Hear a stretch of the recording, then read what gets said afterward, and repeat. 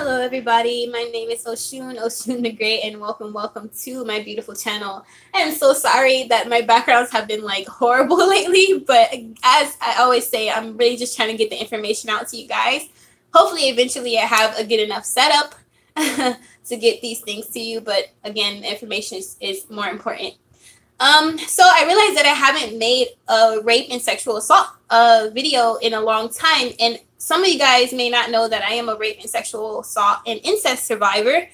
So yeah, that's a lot that I've been through, like hell and back my whole entire life, especially in my years. I don't think I ever really touched on my teenage years, but I've been through situations where a mentor basically in my senior year kind of seduced me when he was trying to help me into college, or more so not seduce, but to manipulate, or whatever the word is. I can't think of it. But it's like people who abuse their power. I've been in situations where men who abuse their power basically take advantage of me. And I feel like young women need to be aware of these situations. I actually want to write that school a letter, so if that keeps happening. But I also been in situations where men just don't understand no.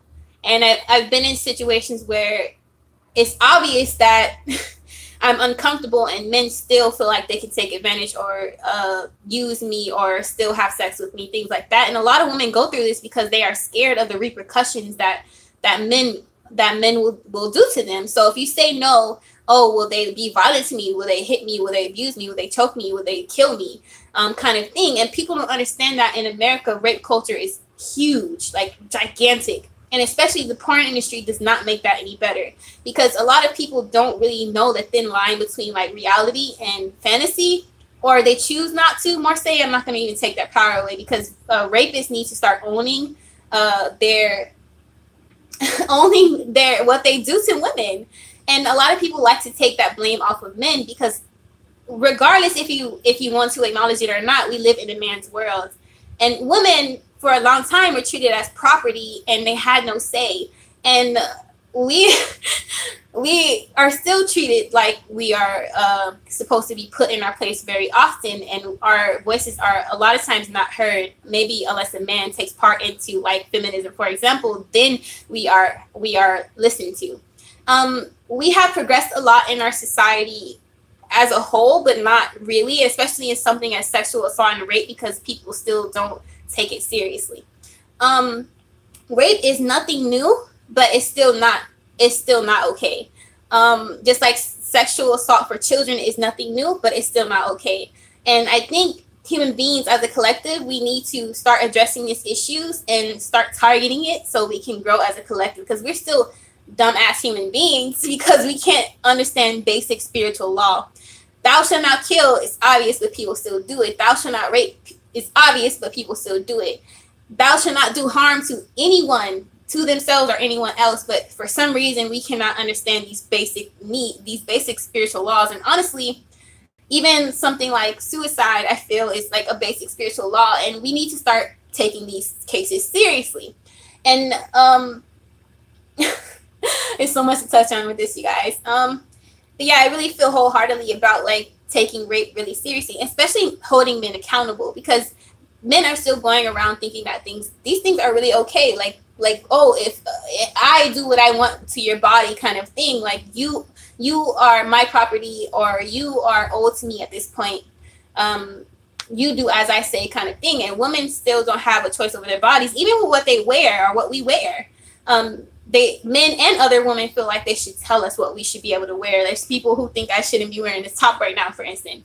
But yeah, it doesn't like it's never a victim's fault that they are raped, no matter what they wear or what they say, or even if they drink. And people like to always, of course, take the blame off the rapist more so than the survivor. The survivor is always innocent and always pure, because if no one is giving you consent, you have no business entering their temple. So it's just that simple. A child can understand the concept of no. And if rapists don't understand no, it's because they choose not to. And that's something really fucked up in their head, and really sexually deviant about someone who can't understand consent, or understands that someone is a child, or a woman who doesn't want sex, or like there's really obvious that you don't do that.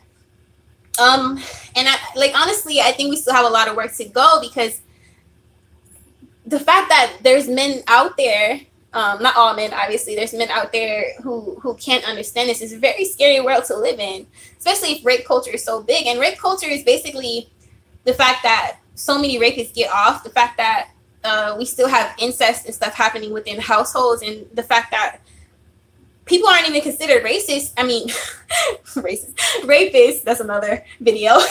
Rapists, because it's happening within regular everyday situations, but it's not considered rape. So, like the instances I'm telling you where it's like you may have got all the way to the bedroom with the guy, but if you feel uncomfortable, you deserve to say no if you want to change your mind. And a lot of women, again, are felt made uncomfortable by the man that they're being intimate with or going on a date with, or whatever. And sometimes a lot of rape happens within families a lot of times, and people still don't know that or choose to ignore that. So we should start bringing awareness to this, because it's really important. But if you have been through any of these instances, it is not your fault. You were innocent. It happened to you. Someone did this to you. You didn't ask for it, so therefore it isn't your fault. And you deserve to live your best life. And it will take time to heal. It's not going to happen overnight. For me, I always burst out into tears. I always try to do energy work. I always try to meditate. I always try to do, all this work, but it's just going to take time. It takes you first to acknowledge that it happened and not try to run from it. And then you have to sit and feel the pain and sit with yourself and kind of try to accept it and eventually forgive. It's still not to say that what happened to you is okay, but we have to try to heal ourselves and get past it, and honestly use our voice to what's happening, because as long as we stay in the dark and we're scared and afraid, that's not helping anybody, not even ourselves. We have to use our voice and what happens in our experiences to help others to spread awareness, and hopefully spreading awareness can start making solutions, or at least like lessen the amount of rapes that happen, or I don't know, just spread awareness and maybe start topics that will really lock down on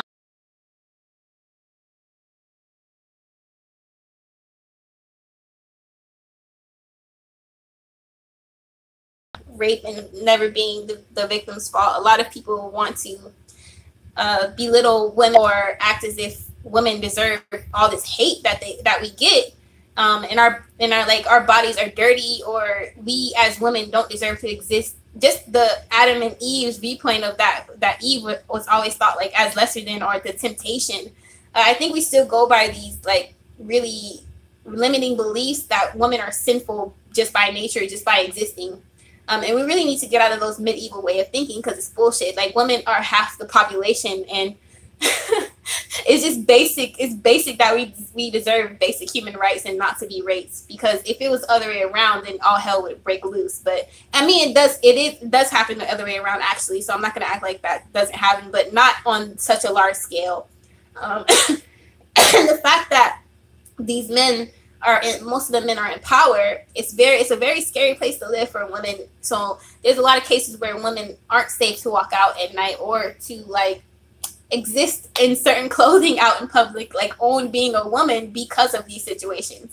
But I feel like you shouldn't be scared to be who you are just because this still exists. It's just about being conscious and aware of like your surroundings. So don't put yourself in situations where this can increase your chance of being sexually assaulted or raped. And it so sucks that I have to say this shit, but until men hold themselves accountable, I don't know what else to do. And you guys can also comment below and say what you think on that. But for me, I feel like what I would do, like, I want to own my sexuality publicly, but I think I'm just so afraid because I have gone through these instances, and I still have this mentality like either I deserved it or I asked for it, and that's ridiculous. But you can start doing things that empower you sexually and to empower you as a woman. So maybe self-defense classes will make you feel more comfortable. Maybe just educating yourself on these things, anything, whatever you feel intuitively guided to do in this situation, do it. If you need help with therapy, by all means do that. If you want to express it on YouTube, if that will help you, by all means do that.